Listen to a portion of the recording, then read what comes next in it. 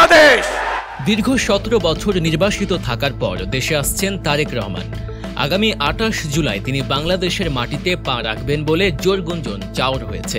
ইতিমধ্যেই তার জন্য প্রস্তুত করা হয়েছে বুলেট প্রুফ গাড়ি ও বিলাসবহুল বাড়ি। তারেক রহমানের নিরাপত্তার জন্য বিএনপি তার সর্বোচ্চটা দিতে চাইছে। তার দেশে আসা দিন ঢাকায় অন্তত 20 লাখ লোক সমাগমের টার্গেট করছে বিএনপি। মূলত 2024 সালের গণ অভ্যুত্থানে শেখ হাসিনার পতনের পরই তারেক রহমানের দেশে আসার দরজা খুলে গিয়েছিল। তবে এতদিন তার দেশে আসার পথে স্পষ্টত কিছু অদৃশ্য বাধা ছিল। একে তো আইনি জটিলতা এড়াতে তিনি সময় নিচ্ছিলেন, তার উপর নির্বাচন নিয়েছিল ধোঁয়াশা, তাই দেশে আসার সিদ্ধান্তটা ঝুলেছিল। তবে অন্তর্বর্তী সরকারের প্রধান উপদেষ্টা ডক্টর ইউনূস লন্ডনে গিয়ে তারেক রহমানের সাথে যে বৈঠক করেছে তারপর সব ধোঁয়াশা কেটে গেছে। কারণ ওই বৈঠকেই 2026 সালের ফেব্রুয়ারিতে নির্বাচনের ব্যাপারে ঐক্যমত হয়েছে। সে হিসেবে বিএনপির কাছে সময় আছে আর মাত্র 7 মাস। এই 7 মাসে দলের অভ্যন্তরীণ সংকট কাটিয়ে ভোটের রাজনীতিতে সরব হতে চাইলে বিএনপির দরকার তারেক রহমানের দৃশ্যমান নেতৃত্ব। এতদিন ভার্চুয়ালি বিভিন্ন অনুষ্ঠানে অংশ নিলেও সেটা নেতা কর্মীদের জন্য কতটা যথেষ্ট সে প্রশ্ন থেকে যায়। এছাড়া খালেদা জিয়ার বয়স হয়ে যাওয়ায় জাতীয়তাবাদী দলের সবচেয়ে বড় নেতা এখন তারেক রহমান, তাই দেশে তার থাকাটা দলের জন্য অপরিহার্য হয়ে উঠেছে। কিন্তু এ নিয়ে যেন আলোচনা সমালোচনার শেষ নেই। আওয়ামী লীগ সরকার পতনের 10 মাস পেরিয়েছে, এতদিনেও কেন তারেক রহমান দেশে ফিরছেন না সেটি নিয়ে অনেকের মধ্যে প্রশ্ন ছিল। কারণ দেশে ফেরার ক্ষেত্রে তার বিরুদ্ধে মামলা এবং সাজা নিয়ে আইনগত যে সমস্যা ছিল সেটি দূর হয়েছে। 5ই অগস্টের পর থেকেই রাজনৈতিকভাবে সমগ্র বাংলাদেশে বিএনপির আধিপত্য দৃশ্যমান। এই অবস্থায় বাংলাদেশে আসছেন না কেন এ প্রশ্নে তারেক রহমানের নিরাপত্তার ইস্যুটি গুরুত্বপূর্ণ। কারণ দেশে বিদেশে তার শত্রুর অভাব নেই। এদিকে আইনি ব্যাপারেও রয়েছে সমঝোতা। বিএনপির ভারপ্রাপ্ত চেয়ারম্যান তারেক রহমানের দেশে ফিরতে কোনো অসুবিধা নেই বলে জানিয়েছেন স্বরাষ্ট্র উপদেষ্টা মোহাম্মদ জাহাঙ্গীর আলম চৌধুরী। তিনি বলেছিলেন, তারেক রহমান বাংলাদেশের নাগরিক, তাই যে কোনো সময় তিনি দেশে আসতে পারেন। তিনি যে সময় মনে করবেন তখনই দেশে ফিরতে পারবেন। তবে এসব দেখে সরকারের সাথে তার সম্পর্ক গভীরভাবে উপলব্ধি করার চেষ্টা করাটা ভুল।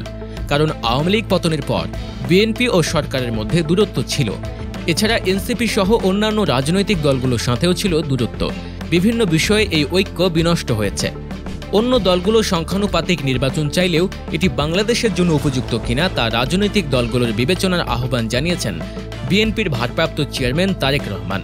তিনি বলেছিলেন, কোনো রাজনৈতিক দল সংখ্যানুপাতিক নির্বাচনের দাবি তুলেছে।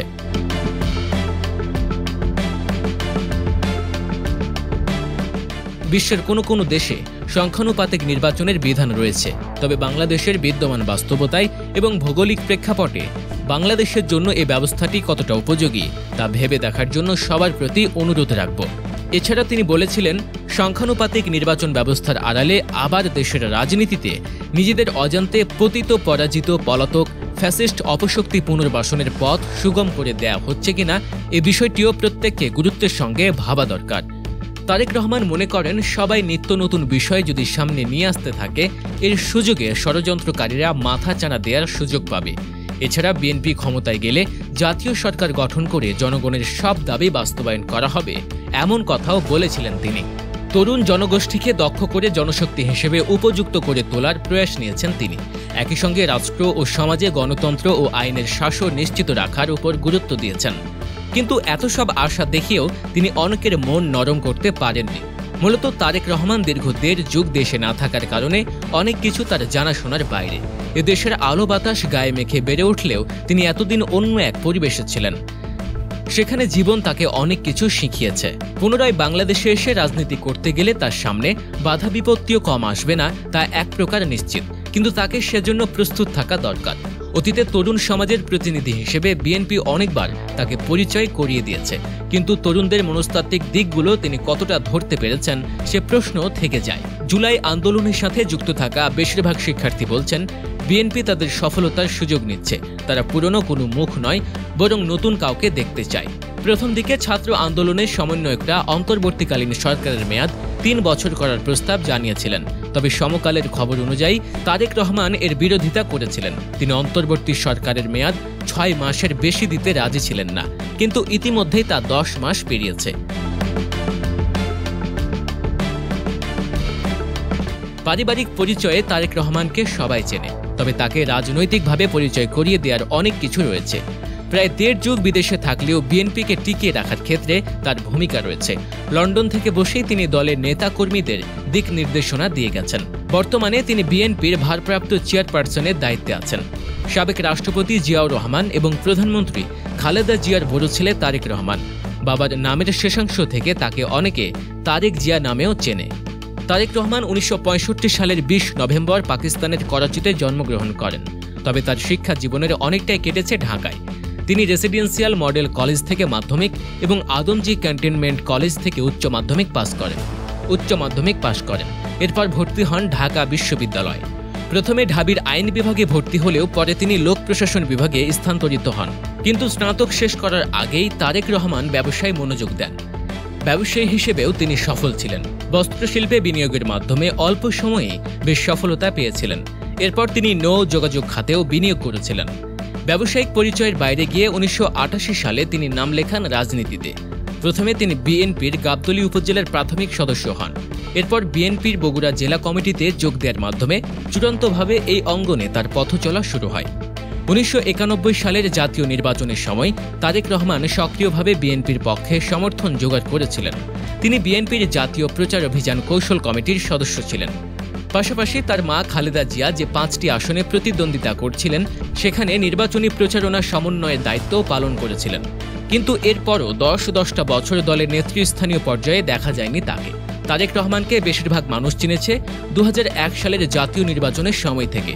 সে বছরের নির্বাচনে আওয়ামী লীগের সাথে লড়াইয়ে বিএনপির রাজনৈতিক গতিপথ পরিবর্তনে তিনি সামনে থেকে নেতৃত্ব দেন। নির্বাচনী ইস্তেহার থেকে শুরু করে কর্মপন্থা সবকিছুই হতে থাকে তার পরামর্শ অনুযায়ী।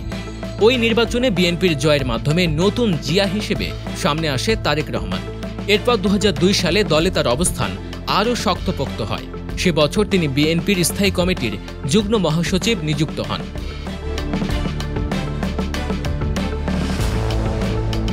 অবশ্য এ নিয়ে তখন ব্যাপক সমালোচনা হয়েছিল। অভিযোগ উঠেছিল স্বজনপ্রীতি। তবে দলের গুরুত্বপূর্ণ পদ পেয়ে তারেক রহমানও বসে থাকেননি। তিনি মাঠ পর্যায়ের কর্মীদের সাথে গণসংযোগ বাড়াতে শুরু করেন। যুবদল, ছাত্রদল এবং স্বেচ্ছাসেবক দলের অসংখ্য মতবিনিময় সভায় অংশ নিয়ে নিজের আলাদা ইমেজ তৈরির চেষ্টা চালিয়ে যান। দলের জন্য এত কিছু করার পরেও সমালোচনা তার পিছু ছাড়েনি। উঠেছিল অনিয়মের অভিযোগ। এমনকি ২০০৭ সালে তত্ত্বাবধায়ক সরকারের সময়ে বিভিন্ন অভিযোগের ভিত্তিতে তাকে জেলেও যেতে হয়েছিল। পরবর্তীতে তার মুক্তির দাবিতে বিএনপির নেতাকর্মীরা বিক্ষোভ করে। নানা ঘটনা প্রবাহের মধ্য দিয়ে ২০০৮ সালের সেপ্টেম্বর মাসে তারেক রহমান মুক্তি পান। এরপর খালেদা জিয়া দ্রুততম সময়ে চিকিৎসার জন্য তাকে লন্ডনে পাঠান। তখন থেকে তারেক রহমান আর দেশে ফিরতে পারেননি। তারেক রহমানের স্ত্রী জোবাইদা রহমান বাংলাদেশ নৌবাহিনীর সাবেক প্রধান মাহবুব আলী খানের কনিষ্ঠ মেয়ে। জোবাইদা রহমানের মা সৈয়দা ইকবাল মান্দু বানু বাংলাদেশের একজন প্রখ্যাত সমাজ সংস্কারক ছিলেন।